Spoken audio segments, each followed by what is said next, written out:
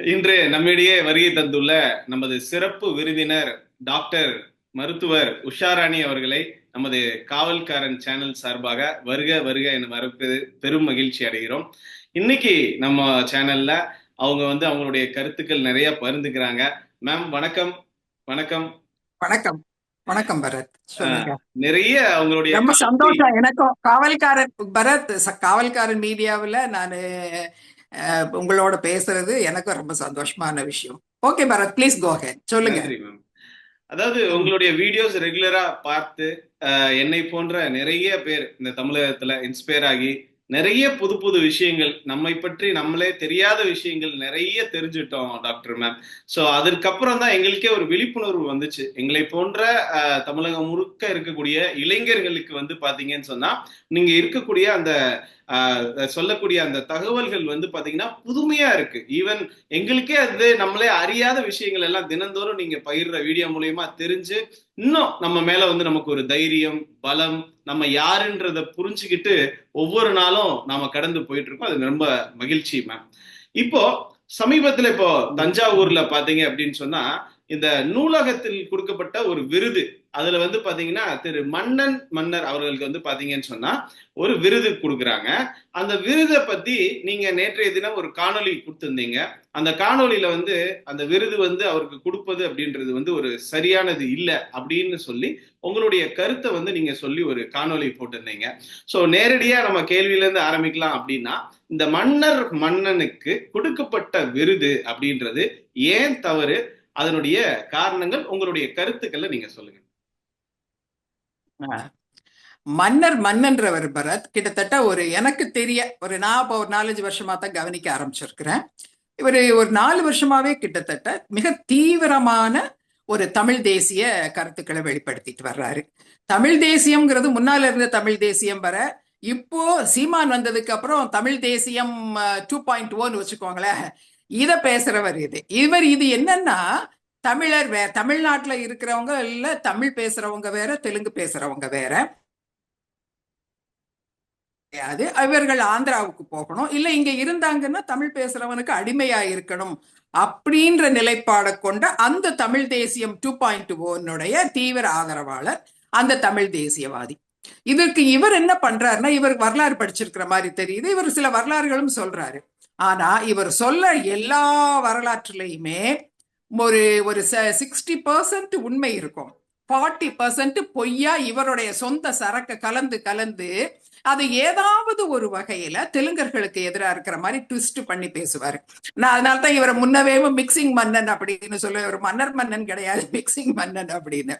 இதே வேலையை தொடர்ந்து செய்துட்டு இருக்கிறாரு. இதை யூடியூப் சேனல்கள்லையும் பண்றாரு.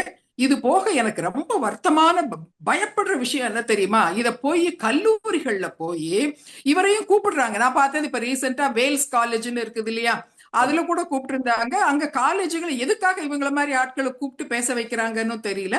இவங்க தீவிர தமிழ் தேசிய கருத்துக்களை பிரிவினைவாத கருத்துக்கள், தமிழர் தெலுங்கருங்கிற பிரிவினைவாத கருத்துக்களை இவர் பேசுறாரு. இவர் பேசுறதுல பேசிக்கா என்ன சொல்லுவார்னா, இன்னைக்கு நாட்டுல நடக்கிறதுல பெரும்பான்மையா நமக்கு தமிழ்நாட்டுல பிரச்சனைகள் நம்ம பார்த்தோம்னா முக்கியமா சமூக நீதி சம்பந்தப்பட்டது, தீண்டாமை கொடுமைகள், ஜாதிய வேறுபாடுகள். அதே மாதிரி இந்த வேறுபாடுகள், இந்த கொடுமைகள்னால சில சமூகங்கள் ரொம்ப மன வருத்தத்துல இருக்கிறாங்க, அது நமக்கு தெரியும். நில உடைமை எங்களுக்கெல்லாம் இல்லை எங்க சமூகத்துக்கு அப்படின்னு சொல்றவங்க இருக்கிறாங்க, எங்களை கோயிலுக்குள்ள நுழைய விடலை அப்படின்னு சொல்ற சில சமூகங்கள் இருக்கிறாங்க, தீண்டாமை கொடுமைகளை நாங்க நிறைய அனுபவிச்சிருக்கிறோம் அப்படின்னு சொல்றவங்க, வாழ்க்கையில சமூகத்தினுடைய பல விஷயங்கள் எங்களுக்கு மறுக்கப்பட்டு நாங்க அடக்கப்பட்டு ஒடுக்கப்பட்டு தாழ்த்தப்பட்டவர்கள் அப்படின்னு சொல்றவங்க நிறைய மன வருத்தத்தில் இருக்கிற சமூகங்கள் இருக்குது. இப்பதான் சமூக நீதியின் அடிப்படையில இப்ப நமக்கு இடஒதுக்கீடு அது இதெல்லாம் இவங்கெல்லாம் மேல எழுப்பி வர்ற சமூகம். ஆனாலும் அவங்களுக்குள்ள நிறைய மன வருத்தங்கள், மனவலிகள் இருக்கு. அதை தூண்டுற மாதிரியும் அதை தூண்டி விட்டு இந்த நெருப்பை தெலுங்கர்களுக்கு எதிராக திருப்புற மாதிரியும் பகை உணர்ச்சியையும் வெறுப்பையும் வளர்க்கிற வேலையை இவர் முழு நேரமா வேலை செய்யறவர். என்னமோ சொல்லுவாங்களே மரண வியாபாரிகள் மாதிரி இவர் ஒரு வெறுப்பு பகை வியாபாரி. இவர் தமிழ்நாட்டுக்குள்ள பிரிவினையை உண்டாக்குற அந்த பகை உணர்ச்சியை கொண்டு வர is a merchant of hate or hatred. போய் எல்லா இடங்கள்லயும் இதை பத்தி பேச. சீமான் மட்டும் பேசுறாருல, சீமான் இவருக்கு பெரிய, அவர் பெரிய சூப்பர் பிசினஸ் மேன், கார்பரேட்னா இவர் ஸ்மால் பிசினஸ் மேன் மாதிரி இந்த பகை உணர்ச்சியை எல்லார் இடத்துலயும் பரப்பி எல்லார் மனசுலையும் பகையும் வெறுப்பையும் பண்றவர். இவர் செய்யறதுல முக்கியமா வந்து என்ன சொன்னா, விஜயநகரம் தான் இதை பண்ணுச்சுன்னு சொல்றாரு. என்னது, ஜாதிய வேறுபாடுகள். என்னுடைய வந்து போன வீடியோவிலேயே சொல்லியிருப்பேன், ஜாதிய வேறுபாடுகள்ல வந்து இவரு விஜயநகரம் வந்தது 700 வருடங்களுக்கு முன்னால, 2300 வருஷங்களுக்கு முன்னால சங்க காலத்திலேயே, சங்க கால பாடல்லையேமோ சிவபெருமானு இந்த தருமிக்கு பாடல் எழுதி கொடுக்கிறாரு. அந்த பாடல்ல பிழை இருக்குன்னு சிவபெருமானு நக்கீரரும் பேசுற காலத்திலேயே குலத்தை பற்றி பேசுற விஷயங்கள் இருக்குது.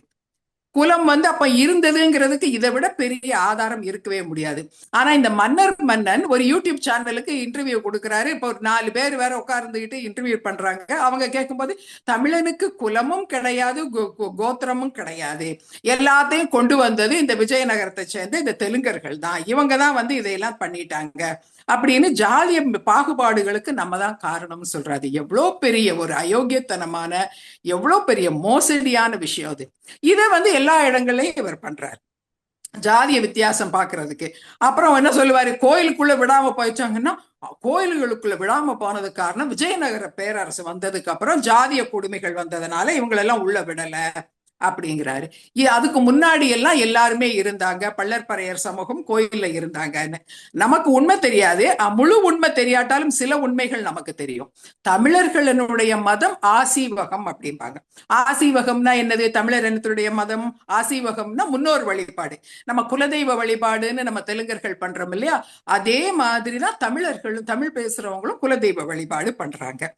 இன்னைக்கும் குலதெய்வ வழிபாடுல அவங்கவங்க கோயில்கள்ல அவங்கவங்க சமூகத்தை சேர்ந்தவர்கள் தானே இருக்கிறாங்க. அதுல போய் எந்த விஜயநகர பேரரசு வந்து எந்த பிராமணன் இந்த கோயில்கள்ல உள்ள நுழைச்சிருச்சு? கிடையவே கிடையாது. ஆனா இவர் அப்படி ஒரு பொய்ய சொல்றாரு.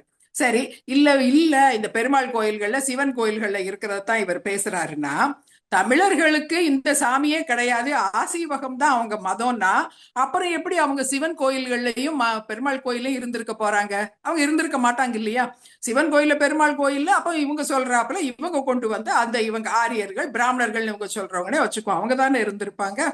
அப்புறம் எப்படி இவங்களை விரட்டி அடிச்சாங்கன்னு, அவங்களுக்கு தமிழ் பேசுறவங்களுக்கு சம்பந்தமே இல்லாத கோயில்கள் அது. ஏன்னா இது ஆசீவக கோயில் கிடையாது, சிவன் கோயிலும் பெருமாள் கோயிலும். அப்போ இதுவும் ஒரு எவ்வளவு பெரிய வரலாற்று மோசடி. அதை விட இன்னொன்னு என்னன்னா, இவங்க கிட்ட இருந்த நிலங்கள் எல்லாத்தையும், இன்னைக்கு பூர்வகுடிகள் நிலங்கள் எல்லாத்தையும் விஜயநகர பேரரசு வந்து பறிச்சுக்கிடுச்சு. பறிச்சு எல்லாரும் தெலுங்கர்கள் வச்சுக்கிட்டாங்க அப்படின்னு மிக மிக பொய், அண்டப்புழுகு ஆகாச புழுகு, மிக மிக வெறுப்பு உணர்வை தூண்டக்கூடிய, பகையை தோன்றக்கூடிய ஒரு வேலையை இவர் செய்யறாரு. இவர் மட்டும் இல்ல, இவரு இதிலே சில சாதிகளை சேர்ந்தவங்க, சீமான் கட்சியில இருக்கிற அத்தனை பேரும் நாம் தமிழர்களும் இந்த வேலை பண்றாங்க. இது எவ்வளோ பெரிய வந்து மோசடியானது, பொய்யானதுங்கிறது நமக்கு எல்லாருக்கும் தெரியும். விஜயநகர பேரரசு வரும்போது யார் இங்க இருந்தா? மதுரையை ஆண்ட சுல்தான்கள். மதுரைன்னா மதுரை மட்டும் இல்ல, மதுரையை தலைநகராக கொண்டு முழுக்க எல்லாத்தையும், பாண்டிய நாடு, சோழ நாடுன்னு இருந்த எல்லா நிலப்பரப்பையும் ஆண்டுகிட்டு இருந்த சுல்தான்கள் தானே இருந்தாங்க. சுல்தான்கள் கிட்டத்தட்ட 50 வருஷம், கரெக்டா சொன்னா 49 வருஷம் ஆட்சி பண்ணாங்க. சுல்தான்கள் ஆட்சி பண்ண அந்த காலத்துல யாருக்காவது பள்ளர்களுக்கு நிறம் கொடுத்திருந்தாங்களா, பறையர்களுக்கு கொடுத்திருந்தாங்களா, இல்ல நான் யாருக்காவது கொடுத்திருந்தாங்களா? யாருக்கு? வேற யாரு? முக்குலத்தோர் நம்ம இன்னைக்கு சொல்ற சமூகங்கள், யாருக்காவது நிலம் இருந்ததா? எல்லாரையும் அழிச்சுதானே வந்து, அவங்க எல்லாத்தையும் அழிச்சுட்டு தானே அவங்க ஒட்டு மொத்தமா அவங்க கையில வச்சிருந்தாங்க. அப்ப விஜயநகர பேரரசு வந்து சுல்தான்களை, முகலாய படையத்தான அழிச்சுட்டு அந்த நாட்டை கைப்பற்றுச்சு. அப்புறம் இவங்க எப்படி பூர்வ குடிகளை எல்லாம் அவங்க நிலங்கள்ல இருந்து இவங்க விரட்டி அடிச்சாங்கன்னு எப்படி சொல்றாங்க? இருந்தது இவங்க வந்து முகலாய படைகளை தான் விரட்டி அடிச்சுட்டு, முகலாய படைகள் அத்தனை மொத்தமா சூறையாடிட்டாங்க தென் தமிழகத்தையும். தென் தமிழகத்தினா இன்னைக்கு நம்ம இருக்கிற இந்த தமிழ்நாடு முழுக்க அவங்க சூறையாடி எல்லா கோவில் நிலங்களையும் கொள்ளையடிச்சு, கோவில் சொத்துக்களை கொள்ளையடிச்சு, கோயில்ல இருக்கிற எல்லா சொத்துக்கள், சாமிக்கு இருக்கிற சொத்துக்கள், பொதுமக்களுடைய சொத்துக்கள் எல்லாத்தையும் கொள்ளையடிச்சு, தானியங்களை கொள்ளையடிச்சு எல்லாத்தையும் எடுத்துட்டு போச்சு. அது மட்டும் இல்லாம மக்களை வேலை செய்ய வச்சு, கொத்தடிமைகளாக வச்சு, அவர்கள் இன்னும் உண்டாக்குற தானியங்கள் எல்லாவற்றையுமே கைப்பற்றி அதையும் எடுத்துட்டு தான் போச்சு. மக்களை பட்னி போட்டு அழிச்சது. இதுக்கு மேல அவங்கள மதமாற்றம் செய்யறதுக்குன்ற கொடுமைகளையும் பண்ணுது.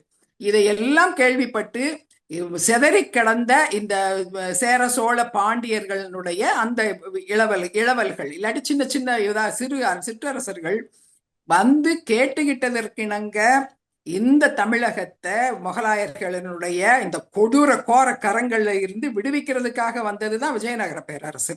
அப்ப யாருக்கு நிலமெல்லாம் கொடுத்திருந்தாங்கன்னு இந்த மன்னன் இதே சொல்லுவாரு, பாரிசாலன் சொல்லுவாரு, இந்த சீமான் சொல்லுவாரு. இந்த சீமானை முடிஞ்சனா வந்து என் கூட விவாதம் பண்ண சொல்லுங்க. யாருகிட்ட நிலம் இருந்தது, யாருகிட்ட இருந்து தெலுங்க பறிச்சான்னு வந்திருந்தாலும் சொல்லுங்க. யாரும் கேள்வி கேட்காத மாதிரி சுத்தி 10 பவுன்சர்களை வச்சுக்கிட்டு இவர் வாட்டுக்கு பொய் கதையா சொல்லிக்கிட்டு இருக்கிறாரு. யாரும் கேட்க முடியாது, யாரும் பக்கத்துல வந்து கேட்டவும் கூடாதுன்னு. சொந்த கட்சிக்குள்ளேயே பவுன்சர் வச்சுட்டு போற ஆள் இது வரைக்கும் நம்ம பார்த்தது உண்டா மேம்? சொந்த கட்சியுடைய ஒரு ஏன்னா எதுக்குன்னா இவர் விடுற உருட்டுகள் கதைக்கு யார் வேணாலும் அடிப்பாங்க. மற்றவங்க தெலுங்கர்கள் இல்ல, தமிழ் பேசுறவங்களே அவங்க கட்சியில இருக்கிறவங்களே கூட அடிப்பாங்கிற அச்சத்துலதான். இல்லாட்டி எதுக்கு இவருக்கு சுத்தி இத்தனை பேர் பவுன்சர்கள்? இவருக்கு இவங்க தொண்டர்கள் போறாத பாதுகாப்பு கொடுக்கறதுக்கு. எல்லா கட்சி தலைவர்களும் என்ன அவங்க கட்சி தொண்டர்கள் தானே பாதுகாப்பா இருக்கிறாங்க. அப்ப இவர் என்ன மாதிரி அரசியல் பண்றாருன்னு பாருங்க. இந்த ஆளு சொல்றது தெலுங்கர்கள் மற்றவங்க நிலத்தை பறிச்சுக்கிட்டாங்கன்னு. இப்போ இதைத்தான் செய்யற இந்த மன்னன் இத 1-2 இடத்துல இல்ல, எல்லா இடத்துலயும் தொடர்ச்சியா பண்ணுவார். இப்ப கூட ஒரு 4 நாளைக்கு முன்னாடி ஒரு இடத்துல ஒரு 4 பேரோட இந்த ஆளு ஒன்று உட்கார்ந்துட்டு இதே மாதிரி பேசுறாரு. இதெல்லாம் தீவிரவாத கருத்துக்கள், பார்டரிங் ஆன் டெரரிசம். இது எப்ப வேணாலும் அது இளைஞர்கள் மத்தியில இது கொளுத்தி போடுற விஷயம். இந்த வேலையை பண்ணிட்டு இருக்கிற இந்த மன்னனுக்கு இவருக்கு இலக்கிய இளம்பரிதின்னு ஒரு பட்டம் கொடுக்கப்படுது. அதுவும் அரசாங்கத்தினோட சம்பந்தப்பட்ட ஒரு துறையில இருந்து கொடுக்கப்படுது. இது மிக மோசமான முன்னுதாரணம் இல்லையா? நாட்டு மக்களுக்கு இடையில பிரிவினையை ஏற்படுத்தி வெறுப்புணர்ச்சியை தோன்ற ஒருத்தருக்கு, இதே முழு நேர வேலையா செய்யற ஒருத்தருக்கு எப்படி இப்படி ஒரு விருதுக்கு கவர்மெண்ட் இவங்களை அரெஸ்ட் பண்ணி உள்ள போடணும். ஆக்சுவலா அதுதான் பண்ணல, இவங்களுக்கு விருது வேற கொடுக்கறாங்கன்னா இது மிக மோசமான முன்னுதாரணம். இது செய்யக்கூடாது. இப்பவும் நான் சொல்றேன், இவர்கிட்ட இருந்து இந்த விருது திருப்பி பெறப்படணும். இவர் இந்த விருதுக்கு தகுதியற்றவர்ங்கிறத அனௌன்ஸும் பண்ணணும். ஆனா இப்ப ரீசெண்டா கேள்விப்பட்டேன், இதை கொடுத்தவரை அந்த இவரை தேர்ந்தெடுத்த அந்த அதிகாரியை டிரான்ஸ்பர் பண்ணிட்டாங்கன்னு சொல்றாங்க. பண்ணிட்டாங்க. But that is not sufficient. மன்னன் அந்த எந்த விருதுக்கும் தகுதியற்றவர். ஏன்னா அவர் ஒரு வரலாற்று ஆசிரியர்னு சொல்ல முடியாது. வரலாற்று ஆசிரியர்கள் பொய் பேசக்கூடாது. இவர் பேசுற வரலாறுல நிறைய பொய் இருக்குது. அதே மாதிரி இதுதான் இலக்கியம்ன்றாரு. எந்த இலக்கியத்துல இவர் சொல்ற கதையெல்லாம் இருக்குங்கிறதையும் சொல்லணும். யாராவது குறுக்க கேள்வி கேட்டா கூட இருக்குன்னா அப்படி இப்படின்னு உருட்டி அப்படி சப்ஜெக்ட் சீமான் எப்படி பீட்டிங் அரௌண்ட் தி புஷ் அப்படி அங்கிருந்து எங்க போவாரு. இது நல்லா பண்றாங்க. இது தமிழ் தேசியம் டாக்டிக்ஸ் போல் இருக்கு. இதை மட்டும் பண்ணுவாரே தவிர இவர் சொல்றதுல இலக்கியமும் இல்ல, வரலாறும் 100% இல்ல, எல்லாமே மிக்சிங் தான். இந்த மிக்சிங் மன்னனுக்கு விருது கொடுத்தது டோட்டலி தவறு. அதுதான் என்னுடைய stand. Okay ma'am, correct ma'am. நீங்க சொல்றது 100க்கு 100 உண்மை. ஏன்னா அவருடைய பேச்சுல நிறைய இடத்துல குறிப்பா இந்த தெலுங்கர்களுக்கு எதிராக பாத்தீங்கன்னா அவரோட வன்மம், ஜிடி நாயுடு என்ன கண்டுபிடிச்சாரு அப்படின்னு, அவர் மட்டும்தான் அறிவாளியா அப்படின்னு மன்னன் அவர்கள் பல மேடைகள்ல பேசியிருக்காரு. அந்த விஷயங்கள் நான் நிறைய இடங்கள்லயும் பார்த்திருக்கேன். இதன் தொடர்ச்சியா இந்த மாதிரி தமிழ் தேசியம் பேசக்கூடியவங்க உண்மையாலுமே ஒரிஜினலான ஒரு தமிழ் தேசியத்தை பேசுறதே இல்லை மேடம். தமிழ் தேசியம்ன்றது ஒரு நிலப்பரப்பு சம்பந்தப்பட்ட விஷயம். நான் நிறைய இடங்கள்ல கேட்டேன், நீங்க நிறுவனம் நினைக்கக்கூடிய அந்த தமிழ் தேசியம் எங்க நிறுவ போறீங்க, அந்த நிலப்பரப்பு எங்க இருக்கு, ஒருத்தன் பதில் சொல்லுங்கடா. தமிழ் தேசியம்ன்றது எங்க நிறுவ போறீங்க? இது இந்திய அரசியலமைப்பு சட்டத்துக்கு உட்பட்ட ஒரு தேசம். இதுல மாநில உரிமைகளை வேணா நான் மற்ற மாநிலத்தை காட்டிலும் மற்ற கட்சிகளை காட்டிலும் நான் ஆட்சிக்கு வந்தால் நான் மாநில உரிமையை அதிகமா மீட்டெடுப்பேன்னு சொல்றாமே தவிர்த்து இந்த நிலப்பரப்பு இனி எங்க நிறுவ போற, இந்த தமிழ் தேசியம்னா என்ன, ஊழல் அப்படின்மா. ஊழல்ன்றது ஊழல் தமிழ் தேசியம் வேறு, திராவிடம் வேறுன்றாங்க. ஊழல்னா ஊழல் நான் மீட்டெடுப்பேன் தமிழகத்துன்னு சொல்லலாம். ஊழல் இல்லாதது ஒரு இருக்கக்கூடிய இடத்துக்கு பேர் தமிழ் தேசியமாமா. சோ இவங்களுடைய பேச்சுக்கள் நேற்றைய தினம் திரு சூப்பர் ஸ்டார் ரஜினிகாந்த் அவர்களை போய் நாம் தமிழர் ஒருங்கிணைப்பாளர் சீமான் போய் சந்திச்சிருக்காரு மேடம். அப்போ ஒரு 20 நிமிஷம் அவங்களுக்கு இடையில ஒரு கலந்துரையாடல் நடந்திருக்கு. அப்போ திரு ரஜினிகாந்த் அவர்கள் சொன்னாராம், இவருக்கு ஏன் இந்த இதுன்னு எனக்கு தெரியல, நீங்க தனியா போட்டியிடுவதை நிறுத்திட்டு ஒரு கூட்டணியோட நீங்க கலந்து நீங்க கூட்டணியோட பயணம் பண்றத கன்சிடர் பண்ணுங்கன்னு சொல்லி அவர் சொன்னாராமா. அதை வந்து இவரு ஓகே டெஃபினட்டா நான் வந்து ஒரு அலைன்ஸ்ல டிராவல் பண்ணி என்னோட 8% ஓட்டை அவங்களுக்கு கொடுக்கறதுனால ஒரு விஷயம் நடக்கும் அப்படின்னா நான் அதை செய்யறத பத்தி சிந்திக்கிறேன் அப்படின்னு சொல்லிட்டு வந்ததா ஒரு தகவல் மேம். இவரை தான் திரு ரஜினி அவர்களை தான் இவரு விரட்டி விரட்டி விரட்டி விரட்டி இவர் தமிழர் அல்ல மராட்டியர் கன்னடர் சொல்லி அவ்வளவு தூரம் செஞ்சாரு. திரும்ப இவர் இவ்வளவு தூரம் பண்ணிட்டு இருக்காங்க. ஆனா நாம் தமிழர் கட்சியில இன்னைக்கு நம்ம பேசிட்டு இருக்க இந்த நொடி கூட மேம் கோவையில வடக்கு மாவட்டத்துல ராமச்சந்திரன் அவருடைய தலைமையில ஒட்டு மொத்தமா கூண்டோட கலைஞ்சு போயிருச்சு நாம் தமிழர் கட்சி. ஏன்னா அவர் பேசுறப்ப அந்த முன்னாள் மாவட்ட செயலர் ராமச்சந்திரன் சொல்றாரு, அருந்ததியினர் அப்படின்ற, அதாவது அடுக்கின முட்டையிலேயே அடி தட்டுல இருக்கக்கூடிய அவங்களுக்கு எதிராக அரசியல் பண்ணக்கூடிய ஒரு சூழல் இந்த கட்சியில நிலவரப்போ இது அறமா, அதை நான் வந்து செய்ய விரும்பல, மக்கள் யாருமே எந்த கூட்டத்துக்கு கூப்பிட்டாலும் வரமாட்டாங்க, அச்சப்படுறாங்க அப்படின்னு சொல்லி இந்த போலி தமிழ் தேசியம் பேசிட்டு இருக்கக்கூடிய கூட்டத்துக்கு எதிராக தினந்தோறும் கருத்துக்கள் வலுவா வந்துட்டு இருக்கு. மேம் இதன் தொடர்ச்சியா உங்கள்கிட்ட நிறைய தெரிஞ்சுக்க வேண்டிய விஷயங்கள் இருக்கு. அந்த விருது வழங்கினது தவறு அப்படின்றத நீங்க வரலாற்று இது வச்சு நீங்க ரொம்ப தெளிவா சொன்னீங்க.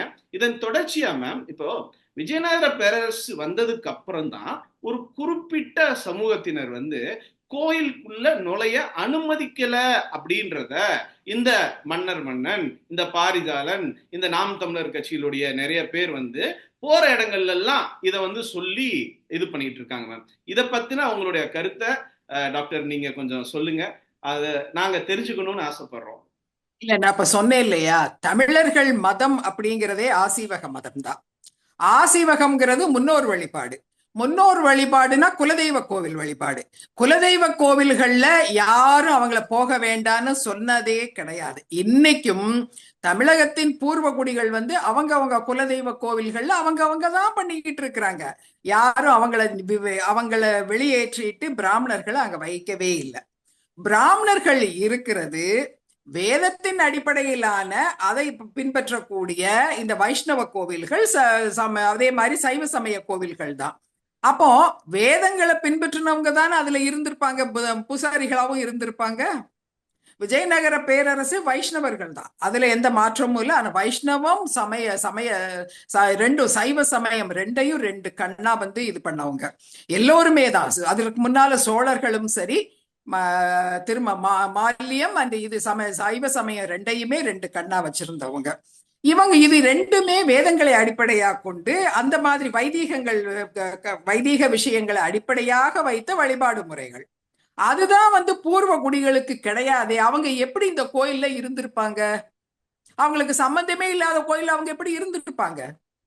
அதே மாதிரி இந்த கோயில்கள், இந்த வழிபாட்டு முறைகள் எல்லாமே சமஸ்கிருதம் அடிப்படையிலானது. இந்த சமஸ்கிருத அடிப்படையிலானத இவங்க எப்படி இந்த பூர்வ குடிகள்னு சொல்றவங்க இவங்க சமஸ்கிருதமே படிச்சவங்க கிடையாது. அவங்கள சொல்லுங்க, இவங்க பூர்வ குடி, நாங்க தான் அந்த கோயில்ல இருந்தோம்னு சொல்றாங்களே, இவங்களோ இவங்களுக்கு முன்னோரோ யாராவது சமஸ்கிருதம் படிச்சவங்க இருந்தாங்களான்னு சொல்லுங்க. அப்ப எப்படி அவங்களுக்கு அந்த வழிபாட்டு முறையே இருந்திருக்கும்? கிடையாது. இந்த கோவில்களுக்கும் அவங்களுக்கும் சம்பந்தமே இல்லை. அவங்க ஆசீவகங்கள் தான் பண்ணியிருக்காங்க. ஆனா பின்னாலையில இதை செய்தவர்கள் மெயினா சோழக்குடிகள். இன்னொன்னு இந்த இதுல சொல்லிடுறேன் உங்களுக்கு தெளிவா பரத். சோழக்குடிகள்ங்கிறவங்கள்ல சோழக்குடிகள் ஒரு பகுதியினர் தான் தெலுங்கர்கள். அதாவது நம்ம எல்லாம் சோழக்குடிகள். இத மறந்துடாதீங்க. நான் இப்போ அததான் கேட்கலான்னு நினைச்சேன். இந்த தெலுங்கர்களை வந்து வந்தேரிகள் அப்படின்னு சொல்லி மேடை தோறும் இந்த போலி தமிழ் தேசியம் பேசக்கூடியவங்க செஞ்சுட்டு இருக்காங்க மேம். நீங்க இவ்வளோ வரலாற்று தகவல்களோட இவ்வளோ விஷயங்கள் சொல்றீங்க, அந்த விஷயத்தையும் நீங்க தெளிவுபடுத்தினீங்கன்னா சந்தோஷமா இருக்கு. சரி, இப்ப நம்ம இந்த கோயில் இதை முடிச்சுடுறேன். அதனால சோழக்குடிகளான நம்ம இந்த இதை அப்கோர்ஸ் நம்ம ஒத்துக்கிறோம். நம்ம வந்து இந்த சமஸ்கிருதம் கலந்த இந்த வழிபாட்டு முறைகளை தான் நம்ம செய்தோம். நம்ம பிராமணர்களை ஆதரித்தோம். நம்ம அதுல வந்து ஒளிஞ்சு மறைகிறதுக்கு பொய் சொல்றதுக்கு தயார் இல்லை. நம்ம அவர்கள் செய்த வழிபாட்டு முறைகளை நம்மளும் பின்பற்றினோம். நம்ம இந்த கோயில்களை ஆதரிச்சோம், நம்ம இந்த கோயில்களை பாதுகாத்தோம், நம்ம இந்த வழிபாட்டு முறைகள் நமக்கு ஏற்பட்டது. ஆனா இந்த பூர்வ குடிகள்னு சொல்றவங்க யாரும் இந்த கோயில்கள்ல இருந்ததற்கு எந்த இதுவும் கிடையாது. அவங்க வேறு கோயில்கள்ல இருந்திருக்கலாம். அதே மாதிரி முருகன் கோவில்கள்ல அவங்க இருந்திருக்கலாம். ஏன்னா முருகன் கோவில் வந்து இங்கே உள்ள வழிபாட்டு முறைகள் தமிழ் வழிபாட்டு முறைகளோட சேர்ந்தது. அப்படி இருக்கிற நேரத்துல நம்ம கோயில்கள்ல இருந்து அவங்களை அடித்து விரட்டி விட்டோம் அப்படின்னு எல்லாம் முக்கிட்டு கத்தி சொன்னாப்புல இது உண்மையே ஆகாது. இது அந்த மக்களுடைய மனசுல வெறுப்பு உணர்வை தூண்டுறதுக்காக மட்டுமே செய்யப்படுற பொய் பிரச்சாரம். இதுல உண்மை கிடையாது. சரி, நீங்க வந்தேரிகள் அதுன்னு கேட்டீங்கல்ல, நம்ம வந்தேரிகளே கிடையாதுப்பா. நம்ம இதுல யார் யாரெல்லாம் இருக்கிறோம்? நம்ம இதுல பார்த்தோம்னா கம்மாக்கள் இருக்கிறாங்க, பலிஜாக்கள் இருக்கிறாங்க, ரெட்டிகள் இருக்கிறாங்க, அதுக்கப்புறம் செட்டியார்கள், அப்புறமா அருந்ததியர், போயர்கள் இருக்கிறாங்க, சில யாதவர்கள் இருக்கிறாங்க, முத்துராஜு முதிராஜுன்னு சொல்றவங்க இருக்கிறாங்க, வடுகர் இருக்கிறாங்க. இவங்கெல்லாம் தானே நம்ம சமூகத்துல இப்ப இன்னும் நிறைய இருக்கிறாங்க. நான் நீளமார்க்க காட்டு நாயக்கா அந்த நாயுடு நாயக்கருக்குள்ள நிறைய பேர் வந்துடுறாங்க. இப்போ நம்ம தான் இங்க இருக்கிறோம் தெலுங்கு பேசுறவங்கன்னு. நம்ம எல்லோருக்குமே இந்த சோழ நாடு தான் நம்மளுடைய, இங்க தமிழ்நாட்டுல இருக்கிற இந்த மக்களுடைய இந்த பூர்வீகம்னா இது சோழ நாடு. இதுல பிரச்சனை என்ன தெரியுமா? நமக்கே நம்மளுடைய வரலாறு தெரியல. சோழ நாடுங்கிறது என்னமோ தஞ்சாவூர் மாதிரி கையகலம் இருக்கிற நாடுன்னு நினைக்கிற முட்டாள்கள் சொல்ற அந்த பொய்யான வரலாறினுடைய அடிப்படையில தான் இது எல்லா இந்த பிரச்சனைகள்லாம் வருது. சோழ நாடுங்கிறது தஞ்சாவூர், அந்த பக்கம் திருச்சி புதுக்கோட்டையில ஆரம்பிச்சு இந்த பக்கம் தஞ்சாவூர் தாண்டி இதுக்கு இந்த பக்கமா எல்லாமே வேலூர், எல்லா மாவட்டங்கள், சவுத் ஆற்காடு, நார்த் ஆற்காடு, சென்னை, திருவள்ளூர், அப்புறமா ஒரு காலத்துல காஞ்சிபுரம் பல்லவர்கள் கிட்ட இருந்தது, திரும்ப சோழர் கிட்டே வந்தது தாண்டி, அதுக்கப்புறம் சித்தூர், நெல்லூர், அப்புறம் கடப்பா, குண்டூர், அப்புறம் அனந்தபுரி, அப்புறம் அப்படியே இப்ப இன்னைக்கு இருக்கிற இந்த ஓங்கோல ஓங்கல் தான் முக்கியமா சொல்லணும், ஓங்கோல். அப்புறம் இப்படி நிறைய கடைசி வரைக்கும் அது போகுது. குண்டூர் சொன்னா குண்டூர், பிரகாசம் கிருஷ்ணா மாவட்டத்தின் ஒரு பகுதின்னு கிருஷ்ணா நதியின் தென்கரை வரைக்கும் இருந்ததுதான் சோழ நாடு. இப்போ இந்த நாட்டு பகுதியில வாழ்ந்த மக்கள் தான் தெலுங்கு பேசும் மக்கள். அதுக்கு அந்த பக்கமும் தெலுங்கு பேசுற மக்கள் இருந்தாங்க. ஆனா அதுக்கு அந்த பக்கம் இருந்த தெலுங்கு பேசும் மக்களுக்கு கிருஷ்ணா நதியையும் அந்த பக்கம் கோதாவரியை தாண்டி இந்த பக்கம் வந்தாங்க, துங்கபத்திரை எல்லாம் தாண்டி இங்க வந்தாங்கன்னு எந்த ஆதாரமும் எதுவும் கிடையாது.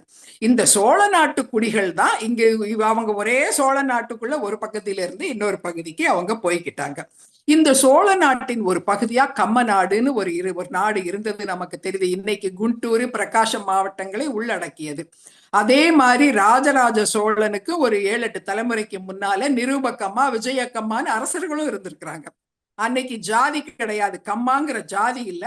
ஆனா அது ஒரு பட்டப்பெயர்ல, அந்த பட்டப்பெயரோட அரசர்கள் ஆண்டிருக்காங்க. அந்த அரசர்களுடைய பெயர்ல நாடும் இருந்திருக்கு சோழ நாட்டுக்குள்ள அப்படிங்கிறதும் நமக்கு தெரியுது.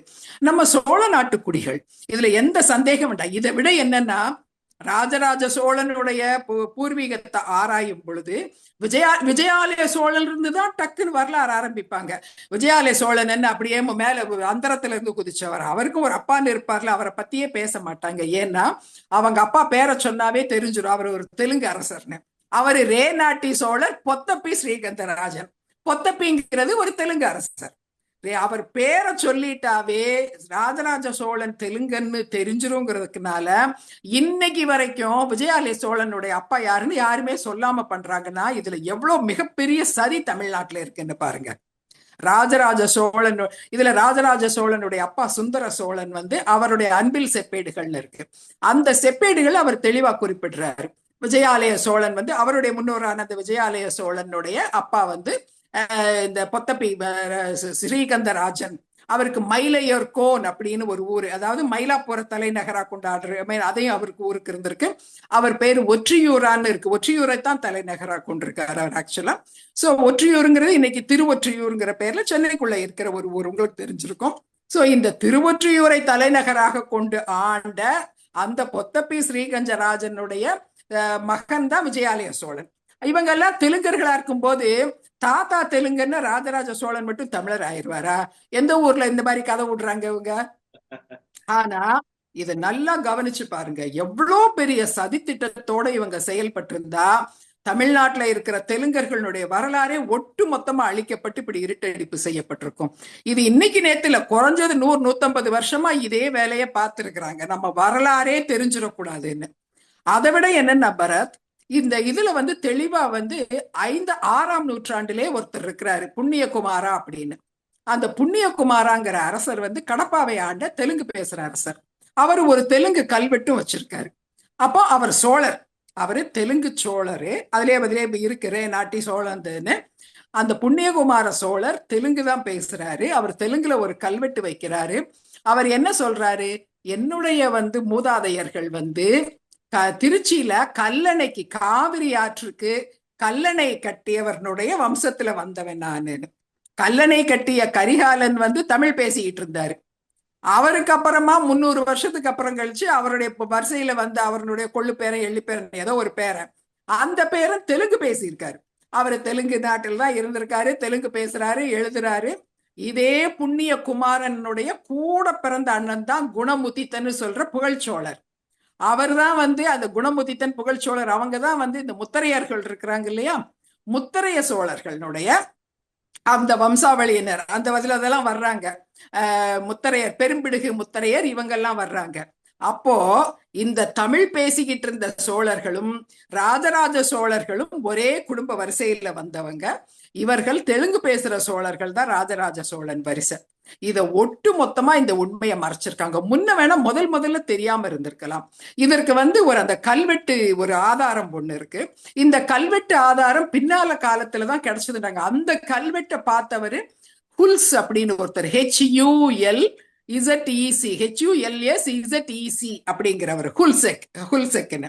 இந்த ஹுல்செக்குங்கிற ஒரு ஆங்கில ஒரு வரலாற்று இந்த தொல்லியல் ஆய்வாளர் தான் இந்த இந்த தொகு, இந்த இது இருக்குது இல்லையா, வம்சாவளி பட்டியல் இருக்கிற அந்த கல்வெட்டை அவர் தான் கண்டுபிடிச்சு எடுத்திருக்காரு. அவர் இவங்க சோழ வரலாற்றை இவங்க தொகுக்கும் போது, நம்ம ASI தொகுக்கும் போது அவர் அந்த இதை கொடுத்து உதவி இருக்காரு. இது என்கிட்ட இருக்கு, இதையும் வச்சுக்கோங்க. அதையும் வச்சு பார்க்கும் போதுதான் இவங்களுக்கு அந்த கண்டினியூட்டி கிடைக்குது.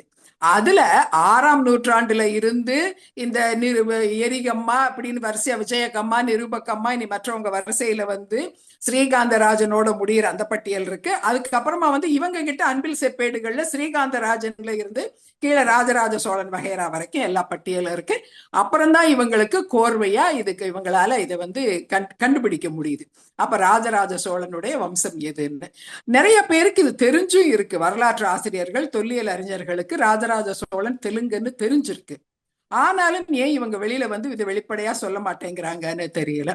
இதை ஆனா இந்த வெளியில பேசப்படாத இந்த வரலாற்று, ஏன்னா யாரோ ஒருத்தன் என்னைக்கோ சொல்லிட்டான், இந்த தமிழ்நாட்டுல இருக்கிற சேர சோழ பாண்டியர்கள் எல்லாருமே தமிழரசர்கள். தமிழரசர்கள்னு சொல்றதுல நமக்கு எந்த பிரச்சனையும் இல்லை. இவர்கள் தமிழ் இனத்தின் அரசர்கள், தமிழ் இனத்தை சேர்ந்தவர்கள். ஆனா